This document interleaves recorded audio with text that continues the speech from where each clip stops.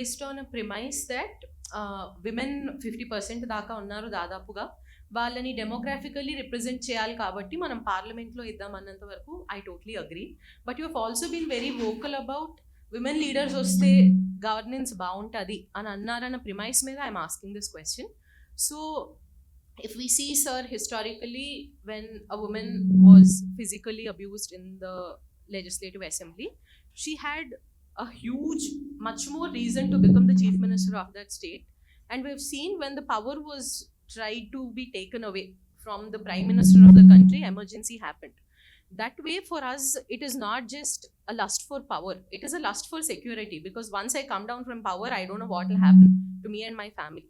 So how are you so sure that women, when coming to governance, will make governance better? Because for me, as a woman, I have more reason to lust for that power.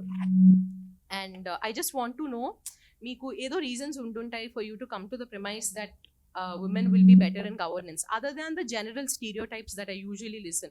Women are mothers, women are other than this. If you have any specific reasons, I would really love to know. It's a good question. Morarji Desai ఈ మాట అన్నారు 1977లో ఆయన prime minister అయ్యాక. Margaret Thatcher was at the time emerging as leader of the conservative party. 78 she got elected as prime minister. Before she got elected, she said, if women are good, they are good, but my God, if they're bad, they are disastrous అన్నాడు. ఇందిరాగాంధీ అనుభవంతో emergency కారణంగా. And quite rightly, many civilized people attacked him for misogyny, unintended misogyny. You must understand the context of Mrs. Indira Gandhi and another person like that, Jayalalitha.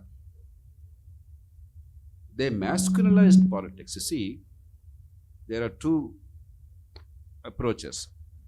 One is women behaving like men, masculinization of politics, a karkasatvam, that harsh edge, and treating power as pettanam. And these two people did that. Though, despite all that, it is Mrs. Indira Gandhi who brought in the law for medical termination of pregnancy, very quietly. It was Jayalalitha who did remarkable work in public health in Tamil Nadu. Despite the harshness and the masculinization, they certainly looked at politics a little different from men, even they. Though they actually were no different from male politicians in their minds. Now, what we are looking at, the concept I am trying to articulate is feminization of politics. हम मर्द हैं politics काదు. We are members of society. There is collective good. And world over, wherever women have a significant role in politics, the nature of politics and the definition of political power has undergone a change. It's about delivery of service. It's about education and healthcare. It's about local services. And we must trust that. There are no guarantees. But definitely, males in a traditional male-dominated society like India, the notion of power is control, pettanam. Whereas women are much more likely to look at it as collective goods and services. But individual variations will be there.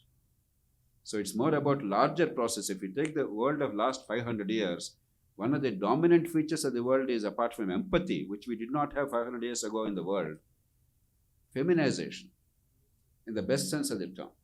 Looking at power and relationships not as one of domination and control, but one of serving a purpose. That is the context in which I am saying.